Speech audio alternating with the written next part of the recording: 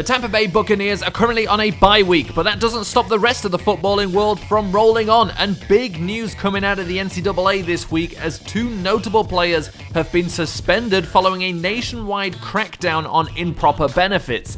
The two players involved are projected third-round right guard Derek Preston out of BYU and late-round prospect cornerback Shaden Stokes out of Ole Miss. No surprise to see an Ole Miss player involved in this kind of scandal, but the whole situation is a little unusual still. These guys will be worth keeping an eye on in case any other teams are no longer interested.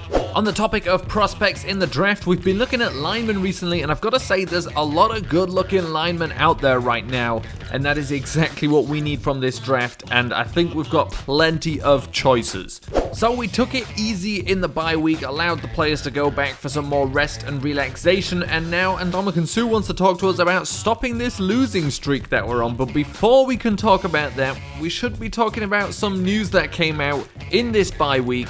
It turns out maybe giving our players that extra time off wasn't the best idea, as Carlton Davis III, our third string cornerback, so he's on the field a lot, is facing a multi-week suspension for personal conduct violation. We say facing, it is now confirmed. Carlton Davis III will miss the next 6 weeks. He will return in week 12 of this season, and until then it's going to be Jamel Dean that takes over for him in that position, and hopefully he'll be able to step up. He's a rookie, and hopefully this is exactly the chance he needs.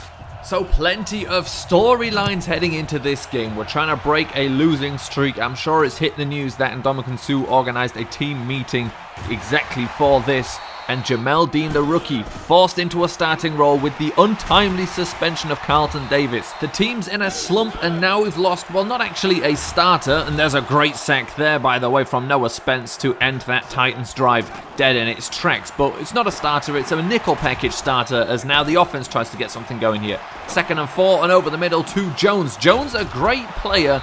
We've not seen so much of him, and this is the exact reason. It's the reason we also brought Darius Geis into the team, because as good as Ronald Jones can be, it's a couple of plays and he is injured. So we give the ball back after getting a field goal, 1st and 10, and it's a big completion to Delaney Walker for the Titans. 1st and 10 again after the first down, and almost a big time catch, but the rookie Murphy Bunting coming in, breaking that one up when Hargraves couldn't, and now Ndamukong Suh forcing the ball out, unfortunately picked up immediately by the Titans, but they didn't manage to get anything going here. Punted us to our own 1-yard line, and we're going to let Darius Geis go to work here, get us some extra yards, and he does that, fighting through contact as he meets, I believe, Kevin Byard there in the middle.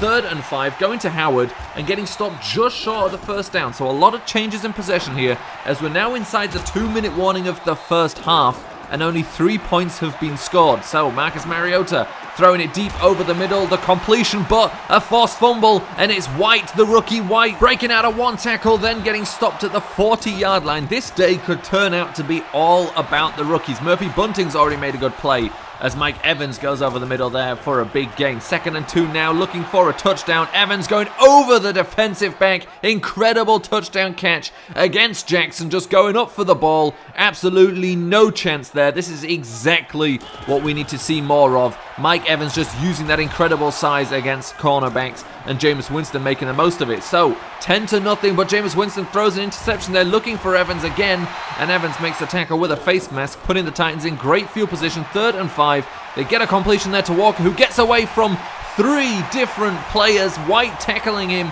but into the end zone. So now the score is 10-7, a 3-point game, just as it was for much of the first half, but at least now some touchdowns have been scored, as Winston goes over the top to Evans to the 25-yard line. 2nd and 9, going back to Evans again. I said this could be about the rookies. It turns out it seems to be all about Evans today. 1st and goal, Winston sees a bit of a gap, decides to run for it, and Winston in for a rushing touchdown. Couldn't resist that big gap, and he is in. 3rd and 6, and the Titans there, I don't know what happened here, looking to pass completely, I think misses his receiver, and Hargraves catches it and takes it into the end zone for a pick 6.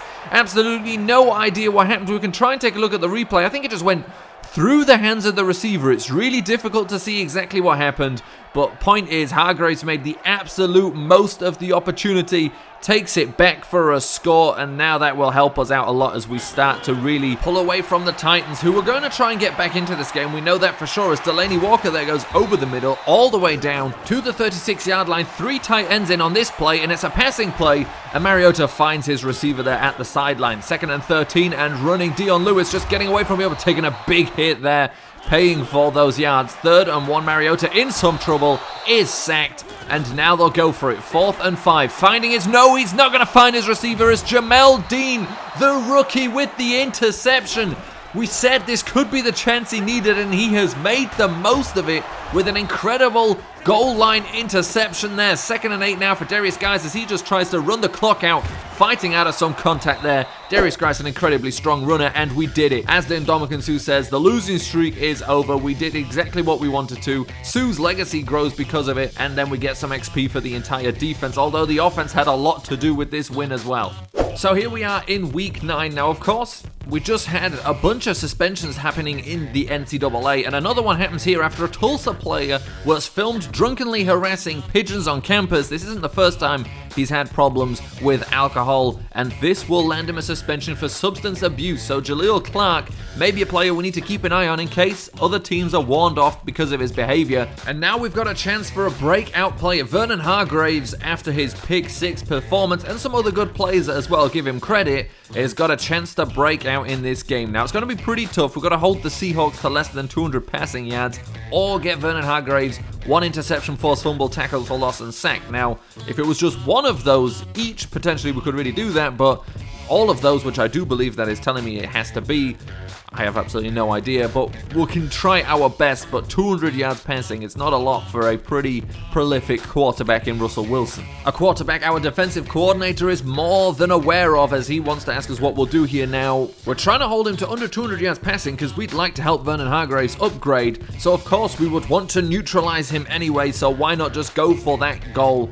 That is what we want to do with Russell Wilson. Of course, we've also got a linebacker to think about, and I think Wagner could potentially cause us more problems than Russell Wilson could, but it would be unrealistic to think we could neutralize him, so the best we can try and do is just slow him down and hope that gives our offense a chance. It's going to be a tough game away from home, but the team is riding a bit of a high after finally breaking the losing streak, so really anything could happen.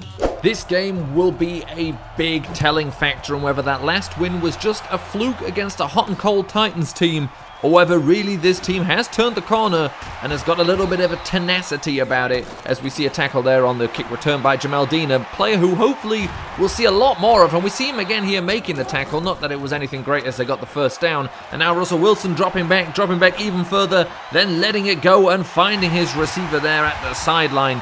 And the tackle made by Vernon Hargreaves. Now, 1st and 20 from the 22-yard line, and it's a tipped ball, and that should have been an interception by Lavonte David. It hit his leg, he just never tried to catch it, and the Seahawks get into the end zone with a very well-blocked pitch. Not a defender in sight as he walked into the end zone. On 2nd and 3, Darius Guice picking up the first down, and never stop doing what works as we pick up another first down with Guice. 2nd and 9 now, Winston looking to throw, and he finds an open receiver in O.J. Howard, who is tackled after picking up the first down. But we have to go for on 4th and 3.